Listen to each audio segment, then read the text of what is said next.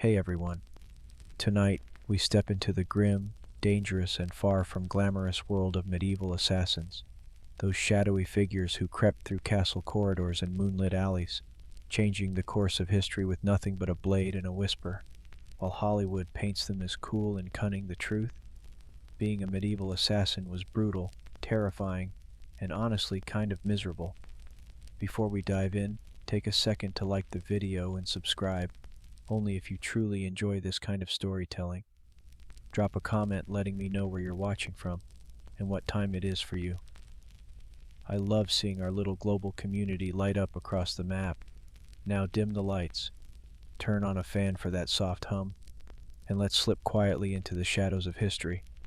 Let's be real, no one in the Middle Ages woke up thinking, you know what, I'd love to stab a noble in the throat for a few silver coins and spend 3 days hiding in a barrel. Becoming an assassin wasn't a dream. It was the end of the road, the last stop on the everything went horribly wrong train. Most assassins weren't trained by mysterious mountain masters. They were desperate peasants, disgraced soldiers, ex-thieves, or nobodies so far off the radar they could kill a man and not even register in the census. If you had money, land, or even a goat, you didn't become an assassin, you hired one. But if you'd just escaped debtor's prison, had a reputation for solving messy problems, and could walk into a tavern without being seen, you were exactly what someone was looking for. And the names whispered across the table? They weren't easy ones. You weren't sent after Bob the shy turnip farmer. It was always a corrupt baron, a gold-bloated bishop, or someone with 12 bodyguards and a moat. The pay was tempting, the job horrifying, but by the time someone considered it, they had nothing left. No family, no future, and absolutely no dental plan. Perks? Forget it. No pension, no glory, no days off. You couldn't hang a sign that read, "Quiet eliminations by appointment." You had to stay invisible, move fast, and never ever admit what you did, especially not over ale at the inn. Oh yeah, I'm a traveling carpet seller. The stains? Decorative. No one dreamed of being a medieval assassin. They ended up there, chewed up by the world and spit out wearing a hood and gripping a rusty blade. You weren't a hero. You weren't even a villain. You were a footnote, one that made people nervous and didn't usually live long enough to enjoy the coin. Let's kill the first myth right now. Medieval assassins didn't train by candlelight in mountaintop temples, while flute music swirled and a wise old mentor gave motivational speeches. There was no training montage. If you learned anything, it was by not dying. Most assassins weren't professionals. They were desperate amateurs with good balance and the ability to climb a wall without sneezing. Military experience helped. You knew how to hold a knife. If not, well, stabbing's pretty intuitive. Escaping afterward with all your organs intact, that took skill, or luck. Usually just luck. No manuals, no guild meetings, no handy charts on spotting a body double or finding the noble's bedroom exit. You figured it out while clinging to a windowsill, praying you didn't sneak into the servant's laundry room again. Poison? That was trial and error, mostly error. Sometimes it worked. Sometimes your mark just got a little dizzy and suspicious of his soup. Sometimes you drank the wrong cup. No medieval poison control hotline, just gut instinct and herbal guesswork. And if you were lucky, really lucky, you picked up tricks from thieves or mercenaries. Maybe an older assassin taught you how not to squeak on cobblestones. But mentoring? Rare and short-lived. Assassins don't retire, they vanish. Weapon training? Forget it. You weren't carrying a broadsword. You had a dagger, stolen off a guard. Maybe a garrote if you were fancy. And whatever else fit under a cloak without rattling. You weren't a martial arts master in the shadows. You were a worn-out soul with calloused hands, silent feet, and a deep distrust of alleyways. Success didn't come from training. It came from surviving. You learned by doing. Quick, messy jobs followed by vanishing before anyone could sketch your face and tack it to a church door. Your education was brutal, practical, and came with 0 diplomas, just bruises, bloodstains, and the growing realization you were very much alone, So why do it? Simple, coin, cold, heavy, spendable silver. That's what drew you in. That was the bait. But here's the catch. You didn't get paid in coin. You got paid in lies. When someone hires an assassin, they're not looking for a partnership. They want a service, one time. No names, no witnesses, including you. They offer silver. Half now, half later, if they're generous. But when the job is done usually means, once they're sure you didn't mess it up, leave a trail, or survive long enough to talk about it. So you risk your life. Maybe you kill a baron in his sleep. You come back, and the client? Gone, or worse, they try to kill you. A dagger to the gut is cheaper than a payout, and if you do get paid, it's never enough. Not for the risk, not for the blood, not for the 3 days you spent hiding in a haystack, wrestling fleas and guilt. Sometimes the contract wasn't even real, just a trap. You were set up to kill a decoy, only to be greeted by guards. Congratulations, you're now part of a sting operation, and your name's already carved on the gallows. Even if the job was real, there was no court to file complaints. Your Honor, I'd like to sue Lord Edmund for breach of assassin contract. The only court you'd see had ropes, not robes. So you learned. Demand payment up front. Trust no one, not even the scribe who swore this job would change your life. It did, mostly by shortening it. Let's talk gear. Forget video games and fantasy novels. No wrist blades, no smoke bombs, no folding crossbows hidden in your boot. Your toolkit? Whatever you could steal, sharpen, or hide without clanking. A decent dagger, nothing fancy, just sharp. Poison? Maybe, if you knew what wouldn't kill you first. Most poisons came from plants, minerals, or toad guts. Some worked fast, some took hours, some just made your victim vomit, then recover angrier than before. Rope? Useful, but only if you knew what to do with it. Fast. Crossbows? Great, if you knew how to shoot and sneak one through the front gate disguised as a harp. But most assassinations were up close and personal. No sniping from towers. Just quick, silent, and if you were lucky, not too messy. And if your weapon failed, you improvised. A roof tile, a nail, a shoe buckle, whatever worked. Your gear wasn't glamorous, it was practical. Hidden in hems, boots, or inside a hollowed-out loaf of bread. Your weapon wasn't just a tool, it was your best friend and your boss, because in this job you didn't get a second chance. You got one shot, and after that, just silence. And your only retirement plan? There were no upgrades, no tinkering with gear between missions. You didn't polish your kit. You prayed it didn't betray you mid-strike. Because in the end it wasn't the weapon that did the killing. It was you, alone, poorly equipped, and expected to perform miracles with a spoon and a prayer. Assassins weren't hired to take out random drunks in back alleys. No one paid you to stab Jeff the sleepy candlemaker. Your targets were important. Nobles, bishops, military officers, sometimes even royalty. And those people, they were very hard to kill. First there were the guards. Not one or two, dozens. Armed, armored, and well-fed.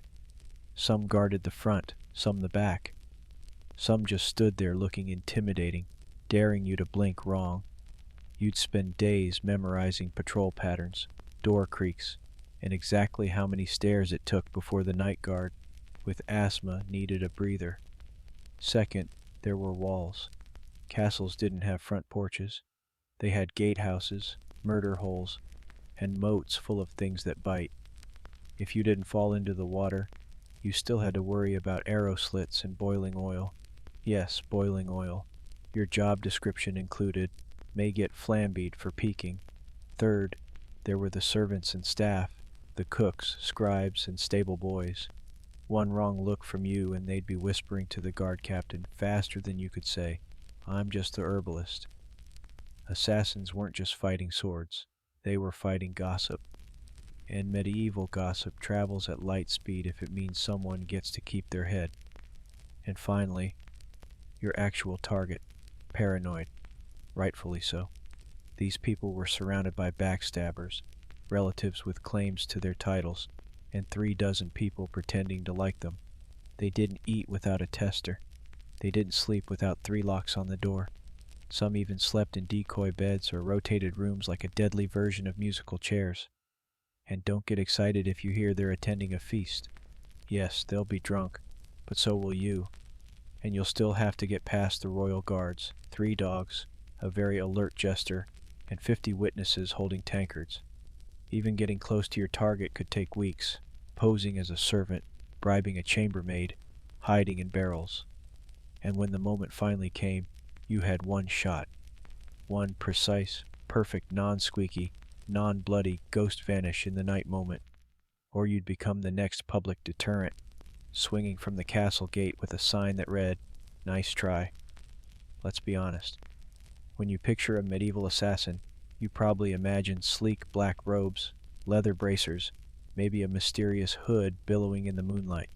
Reality, you looked like a sick goat herder with something to hide. Disguises in the Middle Ages weren't exactly high fashion. You didn't have custom-tailored cloaks or retractable armor. You had whatever you could scavenge: peasant rags, a monk's robe 2 sizes too big, or the remains of a guard uniform that definitely still smelled like its previous owner. The goal was to blend in, but blending in meant looking like everyone else who hadn't bathed in 2 weeks, limped from old injuries, and had a nervous twitch from malnutrition. You didn't look suspicious because of your cloak. You looked suspicious because you kept adjusting your belt to hide a dagger wrapped in cheesecloth. And forget masks. There were no Guy Fawkes options. Most face coverings just made you look like a leper, which was great for avoiding conversation, but terrible for entering parties.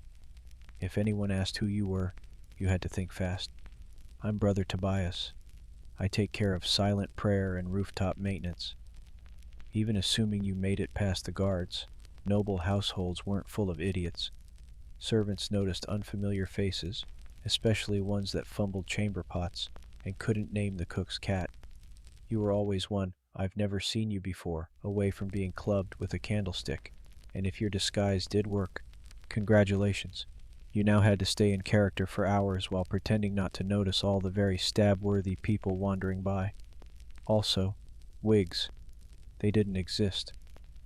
If you needed to look older or younger, you were stuck smearing dirt on your face, squinting and hoping no one got close enough to notice that your beard was glued on with honey. The truth was, your disguise didn't protect you. It gave you maybe 5 minutes of confusion. After that, you had to be gone, invisible, or very, very convincing. And if anyone saw through it, well, let's just say no one wants to be the assassin caught in the bishop's laundry room, wearing a nun's habit and holding a sword, especially not on a feast day. In medieval times, if you were an assassin, you didn't have a team. You didn't have a sidekick with a crossbow, a clever alchemist in a secret lair, or a handler who gave you coded scrolls and warm encouragement. You had you. A rusty dagger and crippling trust issues. There were no guilds, at least not ones you could actually count on, and if there were whispers of a brotherhood of assassins, it was mostly tavern talk fueled by mead and boredom. You were more likely to meet a ghost than another professional killer who wanted to network. Why the isolation? Because in your business, the fewer people who knew you existed, the longer you lived. Every contact was a risk. Every loose tongue, a potential noose. Even your client might not know your real name. And if they did, you were already planning your exit. Companionship? Laughable. Friends asked questions. Lovers noticed bruises, bloodstains, and why you always slept with a blade under the pillow. You couldn't settle down. You couldn't afford to. One mistake, one person recognizing you in a market, and your whole life turned into a sprint for the nearest sewer grate. Even fellow criminals kept their distance. Thieves and smugglers were sociable. You? You were that guy who makes people disappear. They feared you, or worse, saw you as a walking liability. No one wanted to share stew with someone whose occupation could attract a mob with torches. And don't expect sympathy. You couldn't tell anyone how hard it was to sleep after silently strangling a corrupt bishop. If you talked about your job, people assumed you were either lying or dangerous. And they weren't wrong. So you kept your secrets, your scars, and your weapons to yourself.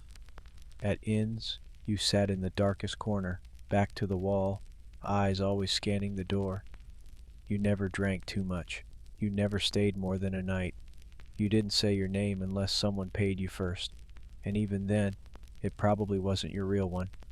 Being a medieval assassin meant perfecting the art of vanishing, not just in a crowd, but from every life you never got to have. And you probably stirred it with a severed toe under a blood moon. You'd think this fear might help you. After all, people avoided you, right? But the reality was worse. Superstitious mobs don't hesitate. They don't ask questions. They throw stones, set fires, and shout things like, "Burn him before he calls lightning." Your reputation made people overreact. The second someone died unexpectedly, illness, accident, choking on a chicken bone, someone would whisper, maybe it was a shadow man, maybe it was him. You could be hunted just for existing in the same village as a suspicious death. That meant you had to keep moving. Always. Stay too long. And suddenly a priest is ringing a bell while 5 angry farmers hold pitchforks like they've been waiting for this moment their entire lives. And heaven help you if you were caught with anything remotely weird, dried herbs, strange coins, or even a foreign accent. That's all it took for someone to shout "sorcerer" and light a torch. In a world that believed monsters wore human faces, being too quiet, too clever, or too fast made you a threat. And in medieval logic, threats had to die, quickly and preferably on fire. Poison, the assassin's weapon of elegance. A quiet kill, no mess, no screaming, no steel on bone. Just a sip, a stagger, a sigh, and done. That's the theory. In practice, poisoning someone in the Middle Ages was like trying to win a bar fight with herbal tea and a bad attitude. First off, poisons weren't reliable.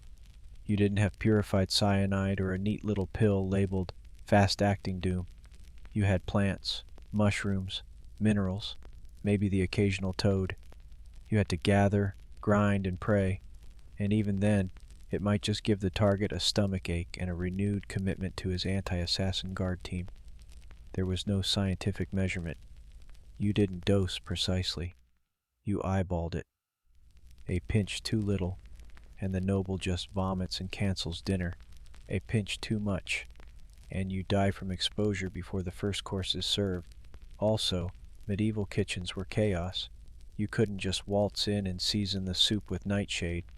You had to bribe or impersonate a cook, sneak in while no one was watching, or worst of all, try to poison a meal that would go through 3 tasters and a dog. Yes, a dog. And if your victim was a noble, they didn't just eat food, they treated it like a military operation. Meals were tasted, blessed, and sniffed by everyone from the steward to the jester. By the time the food hit their plate, it had passed through more security than a royal wedding. Even assuming you did it, you slipped in the poison, it wasn't detected, and the target actually ate it. The next part was wildly unpredictable. Some poisons took hours, some took days. One minute your mark is laughing at a joke. The next, he's clutching his stomach and demanding to see his astrologer. And if they survived, guess who they'd blame? Not the cook, not the taster. You, the quiet man with the herbal knowledge and twitchy eyes. So poisoning wasn't efficient.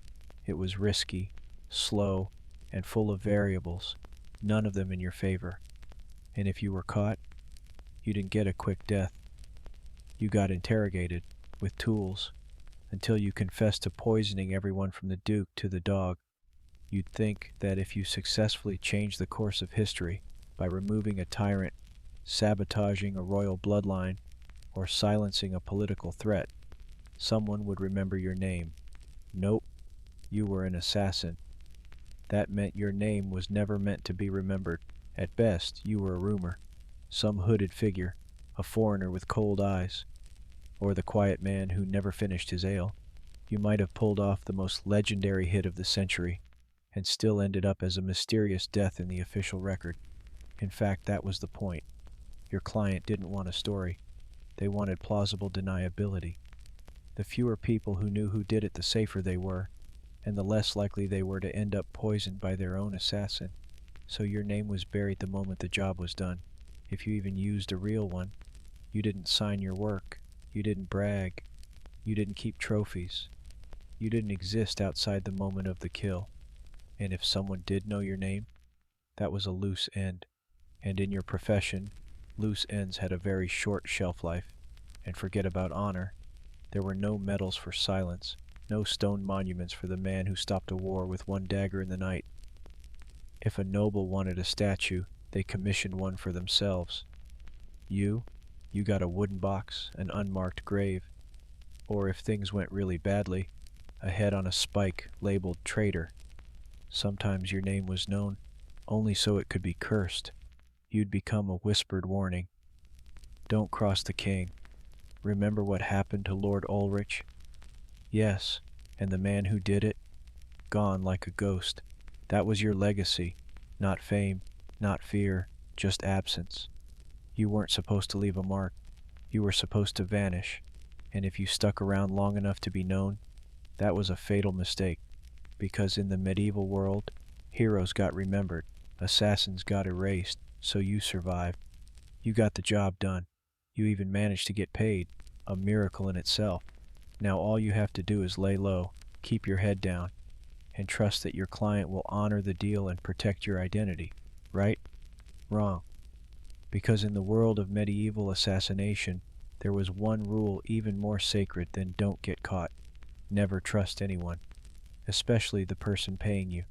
Your client, be they a noble, a merchant, or a bishop, with ambition and very loose morals, didn't hire you out of respect.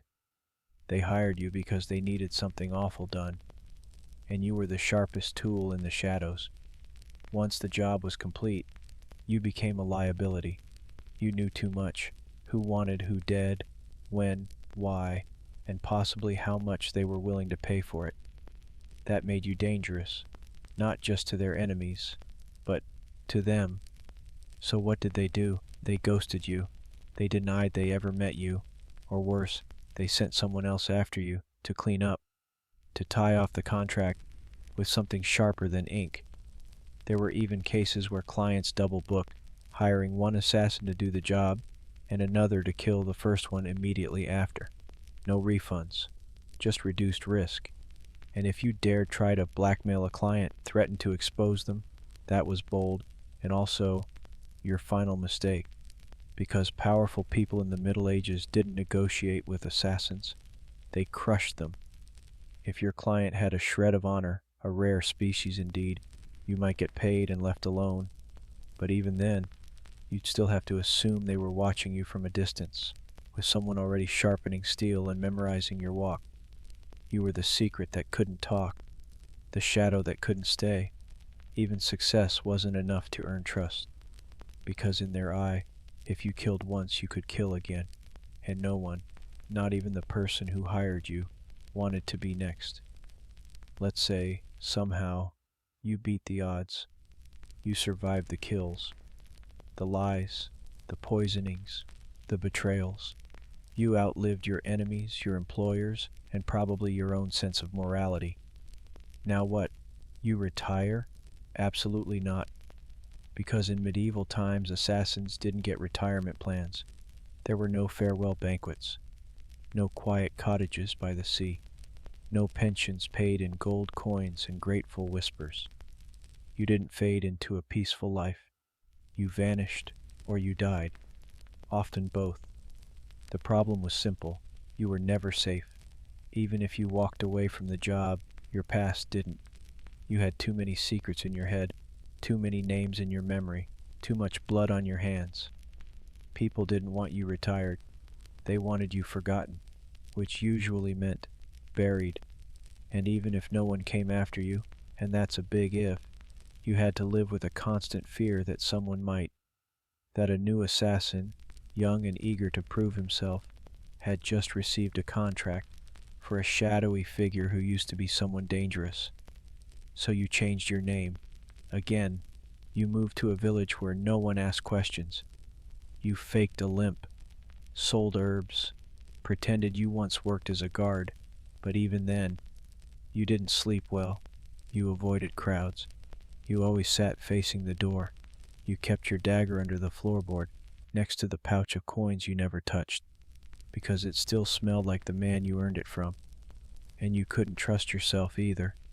Years of silent killings and quick escapes did something to your brain. Every knock on the door made you flinch. Every stranger on the road might recognize you. You stopped dreaming, because dreaming was dangerous. You couldn't love. You couldn't relax. You couldn't laugh too loud. You lived like a ghost pretending to be a man. The truth? There was no endgame for a medieval assassin, just a slow, cold fade into obscurity, always moving, always watching, until one day you slipped into the dark, and no one noticed. And maybe that was the best you could hope for. By now you've probably figured it out. Being a medieval assassin wasn't darkly romantic. It wasn't noble.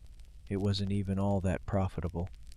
It was a grim, thankless, short-lived career wrapped in blood-stained linen and followed by a crowd of people who wanted you dead. You wouldn't last. Not a week, maybe not even a day, because you'd start with the wrong assumptions. That you'd be sleek in control, a whisper in the dark, but what you'd really be is cold, hungry, and one bad guess away from the noose. You'd slip into town, cloak pulled tight, ready for action, only to discover that your target moved to locations. The guards are drunk, but trigger happy, and the stable boy you paid for information just sold you out for a mug of ale and a piece of bread.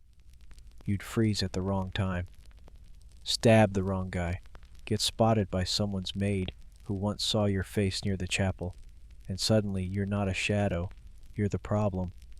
Then what? You run, but you're not used to medieval terrain. The mud, the uneven cobblestones, the absolutely insane number of loose chickens in the street.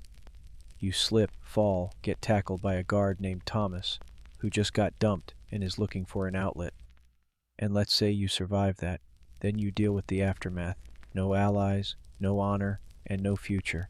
Just whispers, suspicion, and the growing realization that even if you succeed, the best you can hope for is to die old and alone, hiding behind a false name in a village that still believes in fairies. So no, you wouldn't last. And frankly, you shouldn't try, because the assassin's life wasn't cool. It was a cruel machine that chewed people up and spat out nothing but shadows. It offered power without peace and purpose without a place in the world. You didn't make history. You erased yourself from it, and the only thing waiting for you at the end was silence. A silence no one would question because no one even remembered you were there in the first place.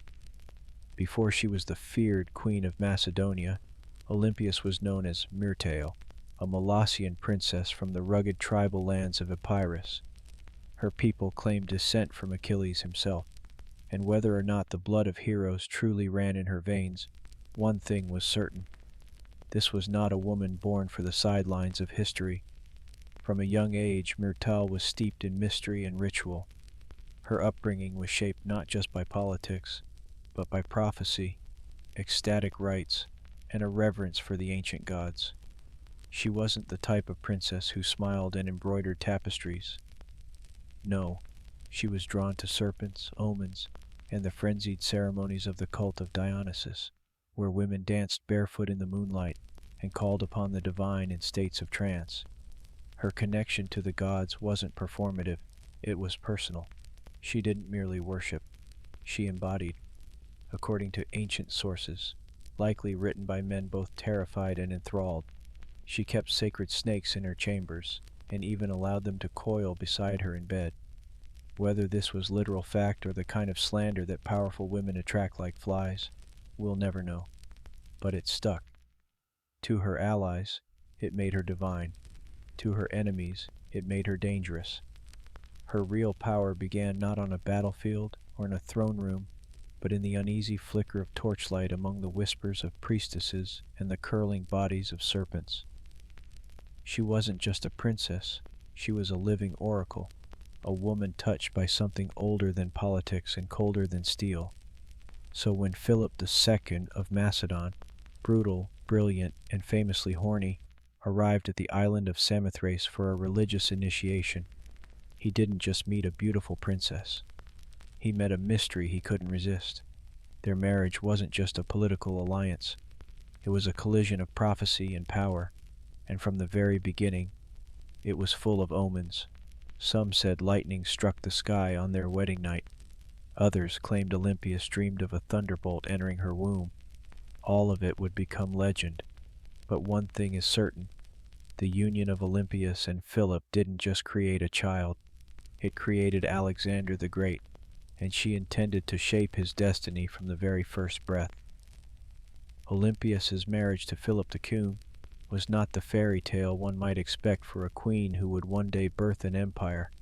From the beginning, it was a combustible mix of prophecy, pride, and paranoia. Philip, ruthless, charismatic, and already collecting wives like trophies, married Olympias around 357 BCE. She was likely just a teenager, but she wasn't naive. She saw in Philip a man whose ambition matched her own, and perhaps even a divine match for her spiritual destiny. Macedon wasn't exactly an easy kingdom to walk into. It was a land of iron and ambition, where kings were killed by cousins and brothers turned into rivals overnight.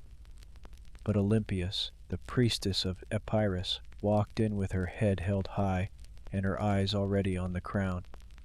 Their marriage was rocky from the start. Philip, for all his political genius, was not built for monogamy.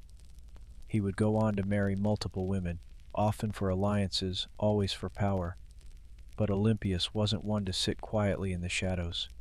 She held her own court, maintained her own alliances, and was known to turn to oracles and rites to divine her future, and perhaps Philip's fate. Then came the birth of Alexander. Even that was wrapped in celestial drama.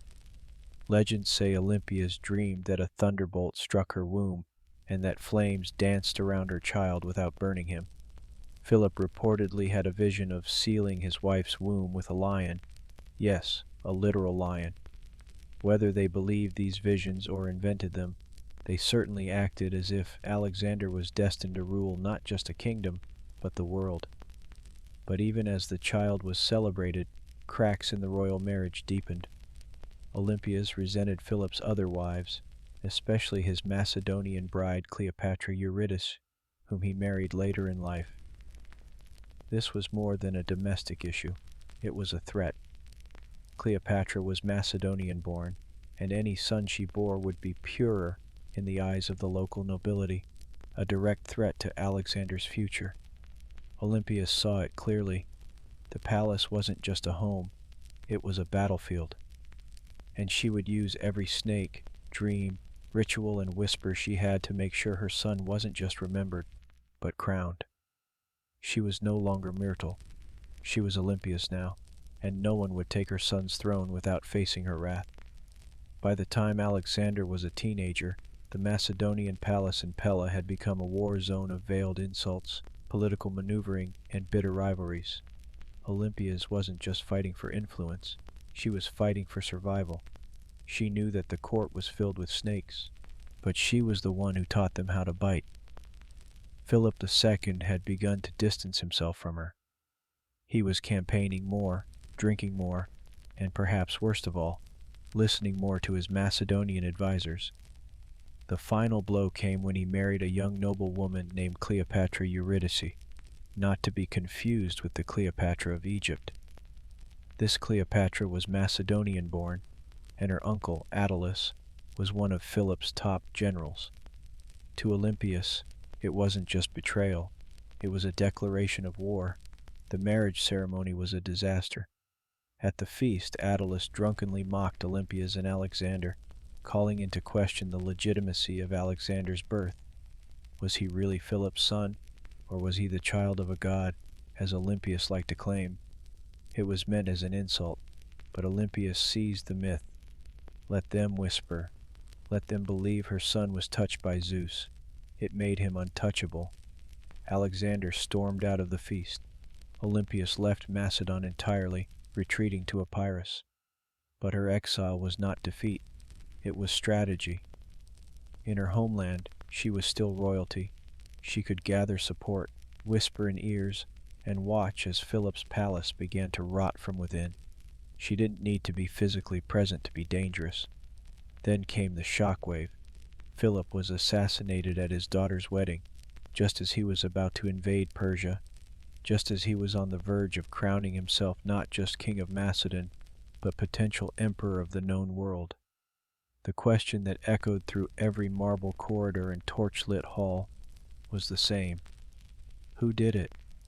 Was it Pausanias, the jilted bodyguard who carried out the act? Was it the result of court intrigue? Was it Alexander himself? Or, whisper it softly, was it Olympias? No one could prove it. No one dared, but many believed it. After all, within days, Cleopatra Eurydice and her newborn child were dead, murdered, some say, by Olympias herself. The serpent had returned to the palace, and now nothing stood between her son and the throne. With Philip dead and Macedon in mourning or confusion, Olympias made her move. While others scrambled to understand the chaos, she acted swiftly, brutally, decisively. First, Cleopatra Eurydice, the young Macedonian queen and rival wife, was eliminated. According to chilling accounts, Olympias didn't just have her killed, she made her death symbolic, public, humiliating. Some say Cleopatra was forced to hang herself after watching her infant daughter be murdered. Others claim Olympias had the child thrown onto a funeral pyre. What's agreed upon is this: no mercy was shown. Olympias understood what many mothers in ancient courts refused to accept. In a royal palace, mercy is a liability.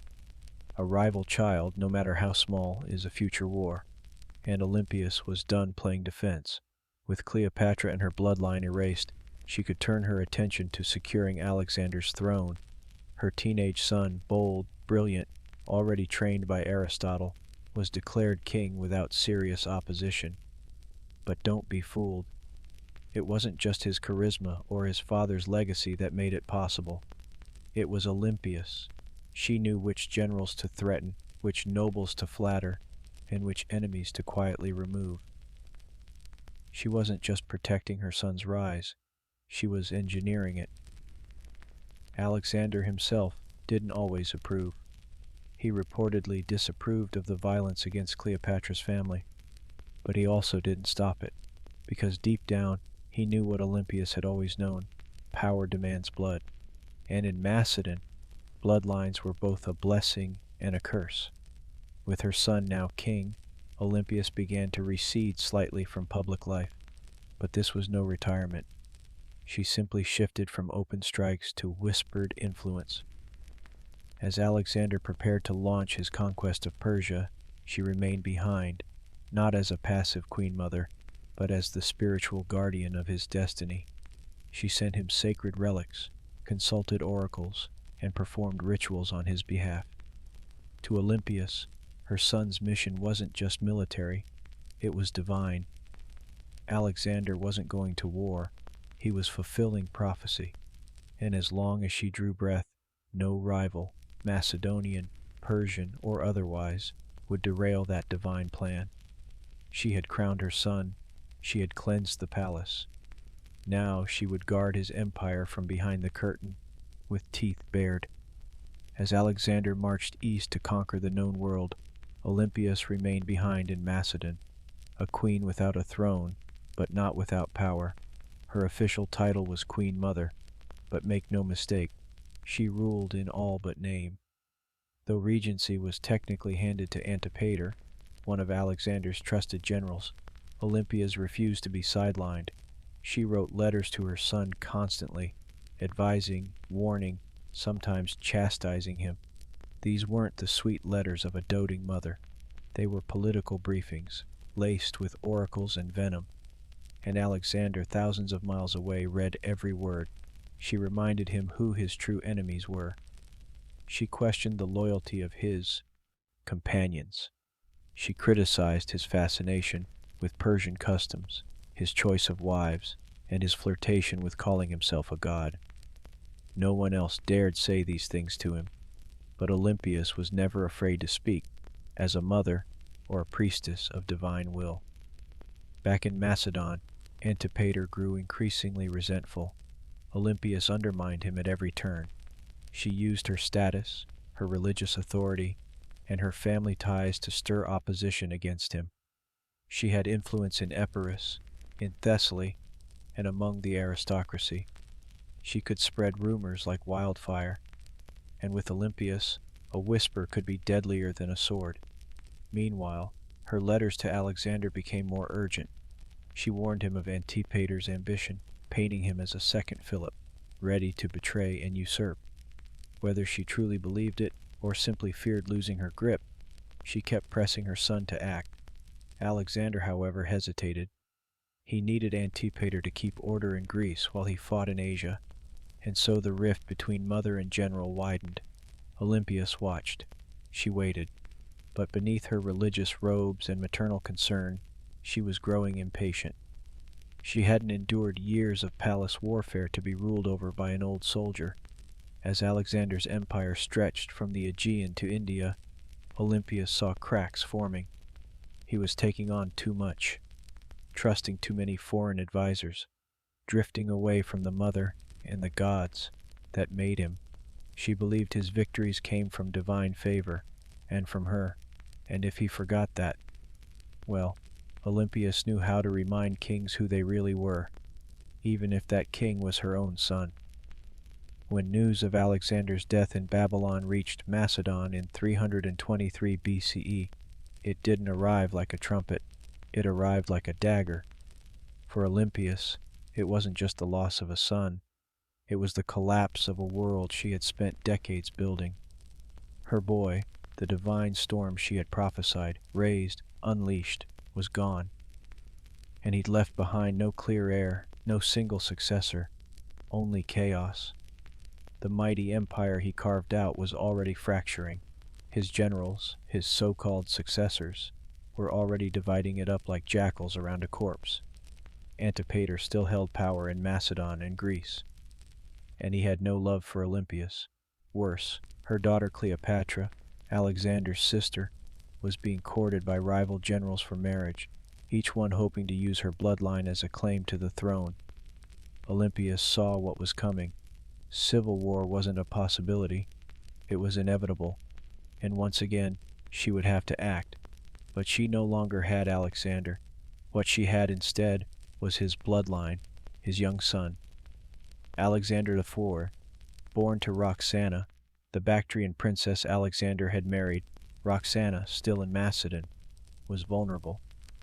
The boy was even more so. Olympias recognized that the infant was now the last true piece of her son's legacy, and that made him a target, but it also made him a weapon. She allied herself with Roxana and the boy, determined to protect them and use the child's birthright to stake her own claim in the political battlefield. But the tide was turning. The generals who once bowed to Alexander had no interest in kneeling to his widow or his mother. They had armies now, ambitions, and grudges. Olympias didn't flinch. She'd face snakes, traitors, and kings. A few warlords with crowns and stolen spears wouldn't scare her. So she plotted. She waited. She watched as Antipater died and was replaced by his son Cassander, a man with ice in his veins and no tolerance for the old queen's games. It was only a matter of time before these two forces collided, the serpent mother of Alexander and the cold-eyed usurper who wanted her buried. Alexander was gone, but his shadow was still moving, and Olympias was still coiled within it, ready to strike.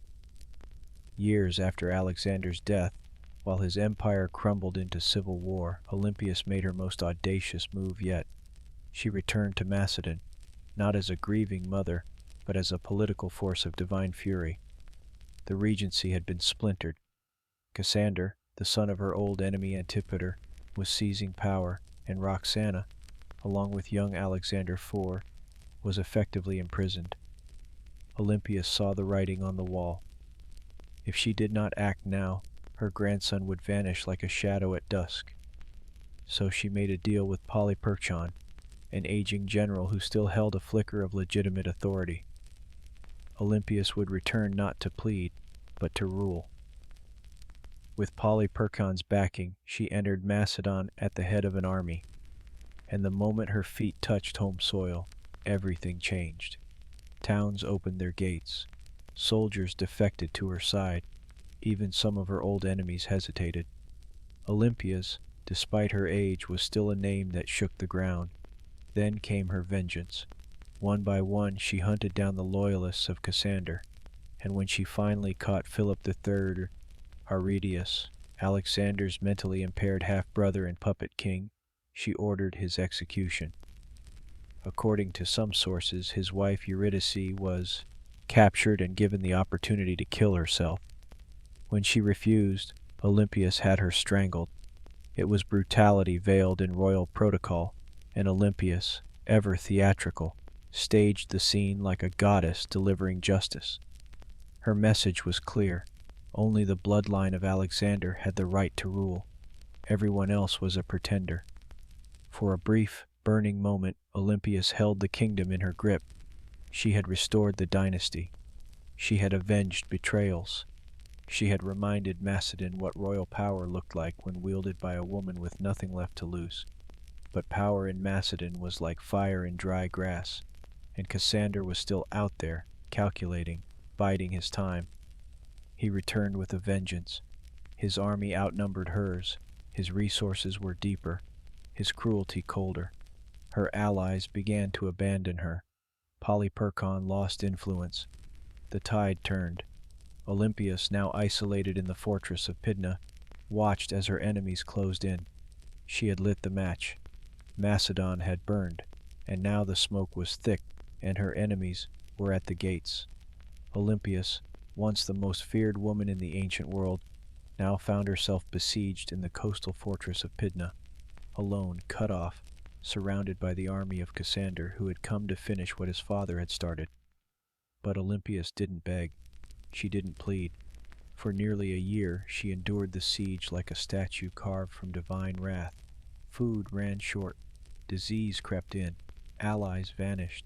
Yet within the fortress walls she maintained the same unshakable presence that had once shaken kings. To the very end, she carried herself not as a prisoner, but as the mother of a god. Cassander, ever cautious, hesitated. He knew killing Olympias was dangerous. Even now she carried a myth around her like armor. She was still the mother of Alexander the Great. To strike her down might seem like blasphemy. So he offered her safety. Surrender, he said, and her life would be spared. Olympias knew better.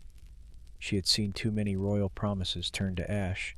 Still, hunger was no longer just a discomfort. It was death. Her garrison broke.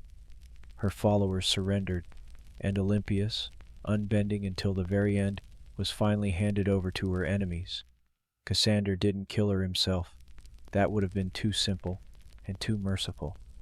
Instead, he turned her over to the families of those she had executed during her brief return to power. Let them decide her fate. They condemned her to death. But here's the catch. When the executioners came, no one dared strike the first blow. Olympia stood tall, regal, silent, eyes fixed on them like an oracle staring through smoke. These were Macedonians. They had grown up hearing of her rituals, her visions, her snakes. They had once cheered her son as a living god, and now here she stood, a frail old woman cloaked in myth, and not a single man had the courage to swing the sword. So Cassander sent others, foreigners, outsiders, people who had no memory of her power, only orders to follow. And thus, Olympias was finally struck down, not with ceremony, not with dignity, but with silence. Her death marked the end of Alexander's bloodline in any meaningful power, and with it, the final ember of an empire founded on divine ambition was snuffed out. But even in death, Olympias left behind a shadow, and history would never forget the Serpent Queen. Olympias died not on a throne, but in the dust, unarmed, abandoned, and executed by the very people she once ruled. But history is strange. It does not always favor the ones who die in silk sheets. Sometimes it remembers those who went down hissing. And Olympias was never meant for quiet history.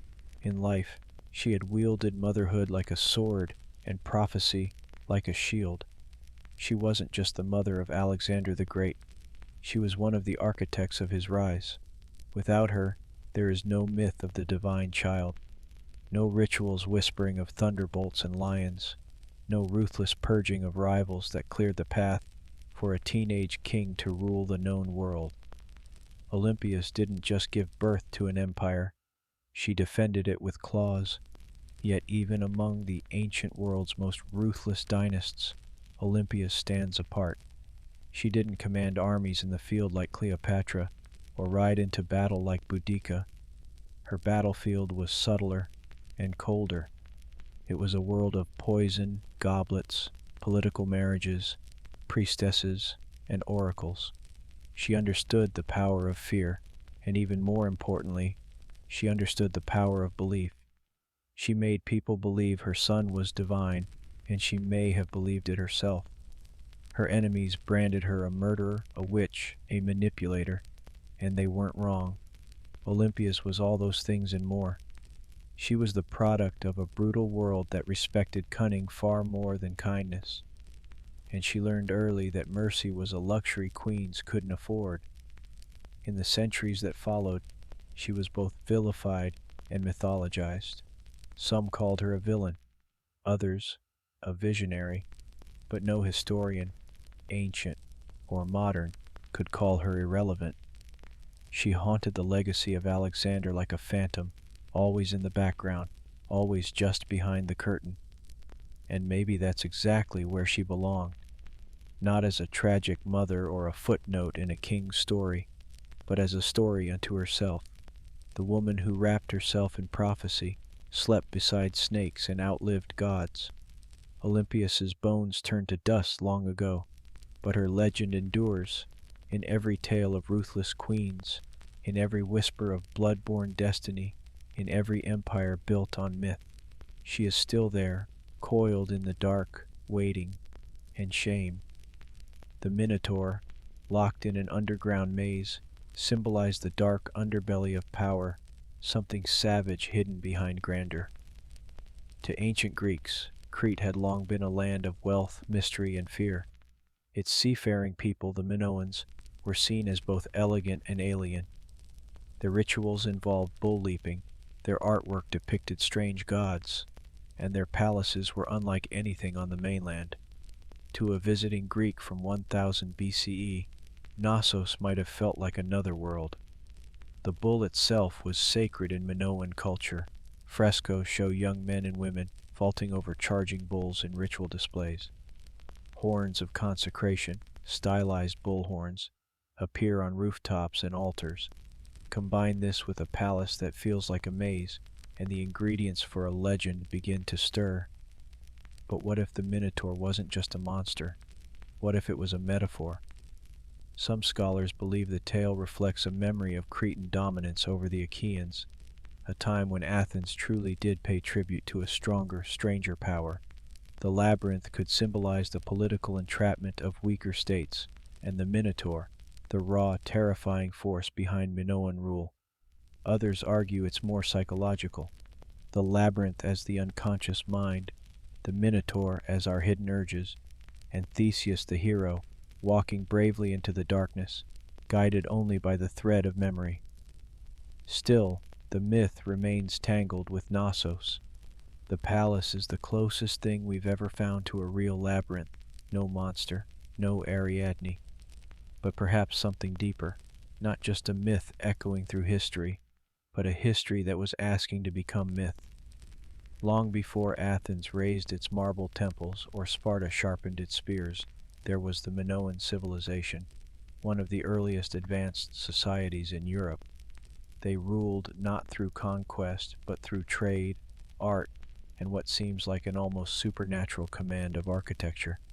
At the heart of their power stood Knossos, a palace that wasn't just a seat of royalty, but a hub of culture, ritual, and economy. The Minoans flourished from around 2600 to 1400 BCE based on Crete. They developed a sprawling trade network that reached Egypt, Mesopotamia, the Levant, and even the distant shores of Spain. Their ships cut through the Mediterranean like silent arrows, ferrying pottery, saffron, bronze, and luxury goods. They didn't build vast armies, they built relationships, and that, more than weapons, made them rich. What's most striking about Minoan culture is how different it was from their later Greek successors. Their artwork celebrated nature, animals, and flowing human movement, not war or divine punishment. Frescoes show dancers, dolphins, and athletes vaulting over bulls. Even their goddesses are different, powerful, bare-breasted figures often holding snakes, symbols of fertility, transformation, or protection. At the center of it all was Knossos, not a fortress on a hill, but a complex in a fertile valley. It had no massive defensive walls, suggesting the Minoans either felt secure on their island or projected enough power to make defense unnecessary. Their confidence was architectural. Multi-story buildings, colonnaded courtyards, and advanced plumbing systems hinted at a society far ahead of its time. And yet, for all their sophistication, the Minoans left behind no deciphered written records. Their primary script, Linear A, remains unreadable to this day. We don't know what they called themselves. We don't know what their kings believed, what prayers they spoke, or what truly happened behind the walls of Knossos. All we have are their ruins, their art, and their influence, absorbed later by the Mycenaeans and echoed in Greek myths. The Minoans were not just builders of palaces, they were architects of mystery. And Knossos wasn't merely a building, it was the beating heart of a civilization that shimmered for a moment like sunlight on the Aegean, and then vanished. But some say their echo still wanders the maze. To walk through Knossos is to walk through time, layered, confusing, beautiful time. It's not just the scale that overwhelms you, it's the design. Rooms lead to rooms. Corridors split and vanish. Light wells cut through the heart of the building. Stairs spiral into shadows or emerge suddenly into sunlit courtyards. Nothing moves in a straight line. It's not hard to see why ancient visitors might have whispered, "Labyrinth." Knossos wasn't just a palace, it was a living organism.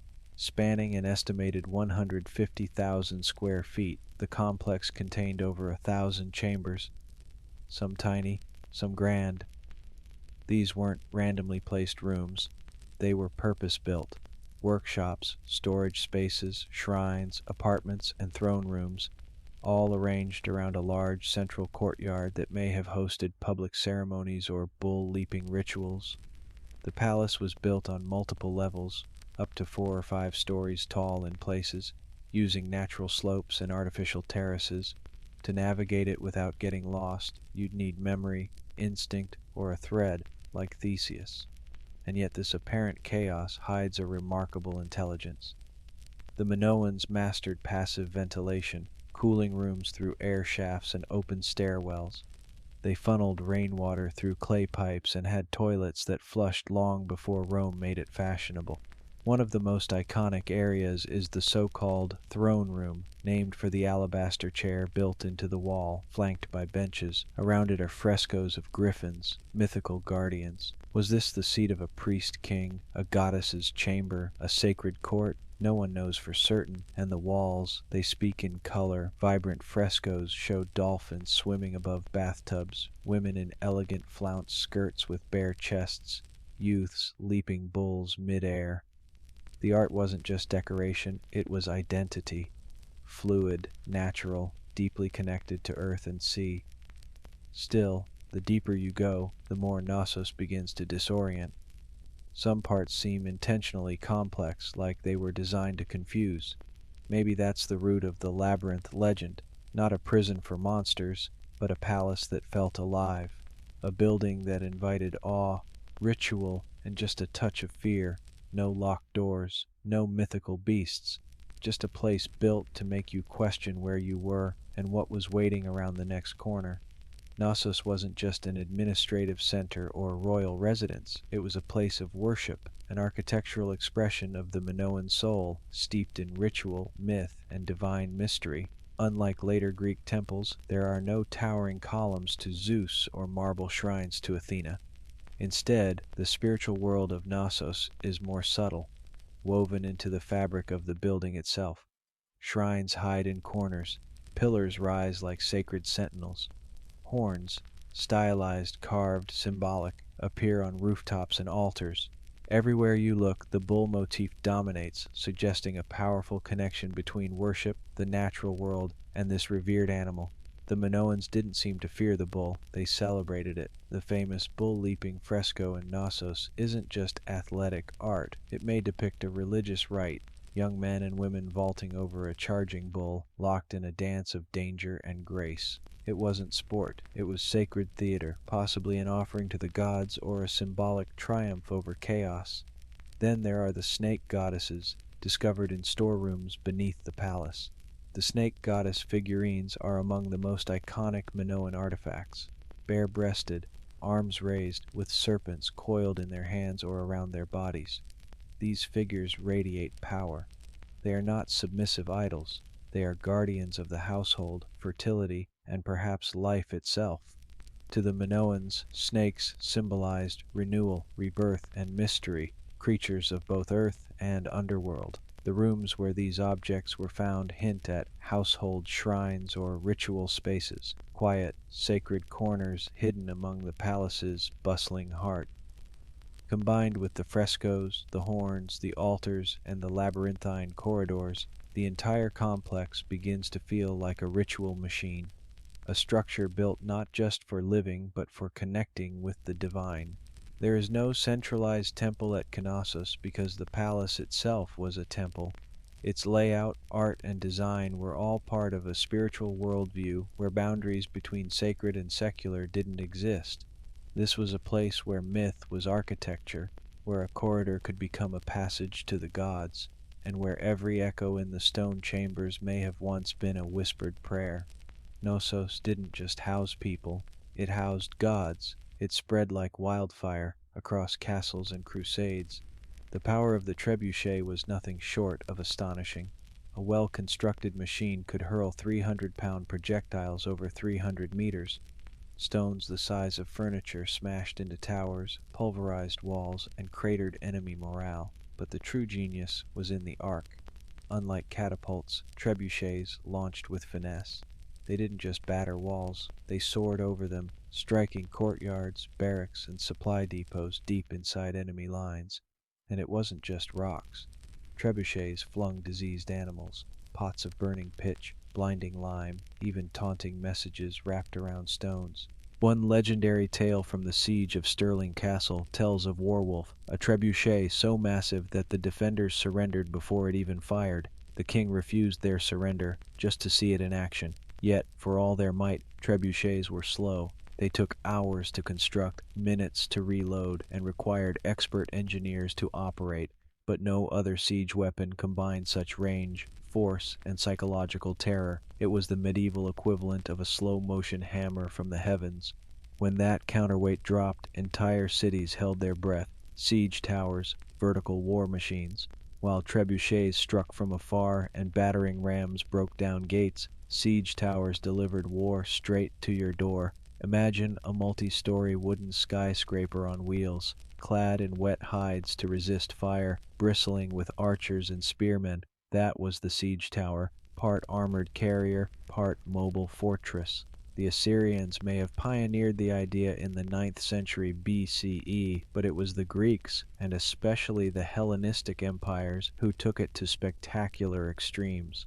During the siege of Rhodes in 305 BCE, Macedonian general Demetrius built the Helpolis, a 9-story, 100-foot-tall behemoth equipped with catapults and iron plating.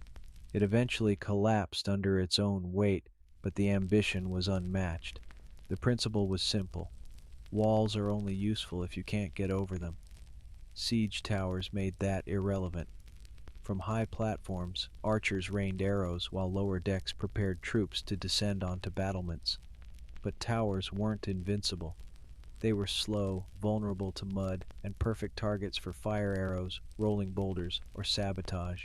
Smart defenders dug trenches, flooded moats, and built secondary defenses just to stop their advance. Still, when siege towers worked, They were terrifying. A wall breach was bad, but enemy soldiers suddenly appearing on your ramparts? That was chaos.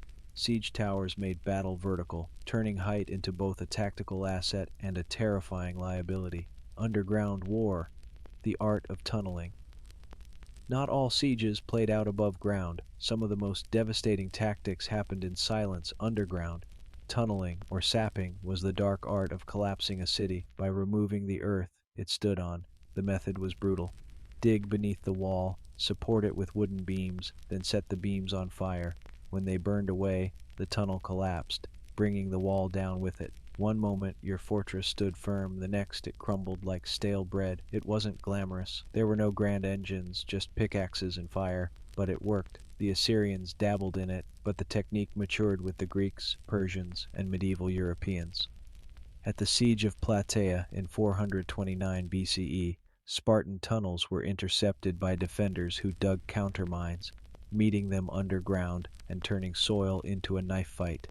These torch-lit battles, fought in choking darkness with shovels and daggers, were as terrifying as they were effective. In 1212, during the siege of Rochester Castle, King John's forces tunneled beneath the wall, packed the shaft with pig fat, and ignited it. The resulting collapse took down an entire tower, and the defenders surrendered soon after. Siege engineers became part demolitionist, part geologist. They studied soil, scouted weaknesses, and executed with terrifying precision. If you couldn't go over the wall or through it, you simply took it down from below.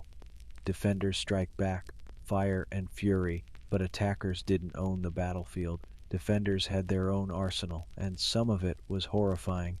Take Greek fire, developed by the Byzantines around the 7th century CE, a napalm-like liquid that clung to flesh, walls, and sails, burning even on water. Sprayed from siphons or hurled in pots, it caused sheer panic. Its formula remains lost to history, a closely guarded secret that died with the empire. More primitive but no less brutal were boiling liquids. Water, oil, or even sand were poured through murder holes, openings in ceilings above gates, to scald attackers below. Oil, especially, soaked into clothing and armor, then ignited. Hot sand slipped into armor joints, cooking flesh from within. Gravity also became a weapon. Stones, logs, even carcasses were dropped on siege engines or packed enemy formations. The goal? Break morale and machines at once. Defenders built traps too, hidden pits, collapsing bridges, spiked barriers. A castle wasn't just a structure, it was a labyrinth of death designed to delay. Every hour bought time for disease to spread in enemy camps, for reinforcements to arrive, or for morale to break. Psychological warfare, breaking minds before walls. In siege warfare, raw destruction was only half the battle. The other half was psychological. Siege weapons weren't just machines, they were symbols of doom. Every creaking wheel, every launched boulder whispered a single truth: you are not safe. Assyrians paraded siege engines through the desert with pomp. Romans built siege camps in full view, letting defenders watch every step. This wasn't just war, it was theater, and fear was part of the performance. Sometimes the message was literal. Severed heads were flung over walls. At Constantinople, diseased bodies rained down to sow plague. During the Mongol siege of Kaffa in 1346, infected corpses launched by trebuchets may have triggered outbreaks of the Black Death in Europe. Even sound became a weapon. The groan of a siege tower, the whump of a trebuchet, the eerie silence before a strike. Each sound twisted the nerves of those within the walls. The ultimate goal? Despair. Make the defenders believe resistance was futile, that their gods had abandoned them, that their walls were illusions. And when belief died, the gates often opened without a fight. The end of an era and its legacy gunpowder changed everything. By the late medieval period, cannons had arrived. One good shot could destroy what trebuchets took hours to wear down. Stone walls, once impenetrable, became fragile, but the old tactics didn't die. They evolved. Modern artillery, long-range missiles, and airstrikes all owe something to the ancient siege engineer's toolkit: trajectory, force, psychological pressure. Even today's shock and awe campaigns trace their roots to the medieval siege tower rolling toward the gate, flags snapping in the wind. You can still see the scars. At Masada, Roman siege ramps stretch across the desert. At Constantinople, broken walls tell stories of centuries-long defiance. Across Europe, castles redesigned again and again to resist the next siege. Today, siege warfare has gone digital, firewalls instead of stone, media blackouts instead of moats, cyber attacks instead of catapults. But the spirit remains. Someone wants in, someone wants to keep them out, and both are still willing to wait, build, and break to win.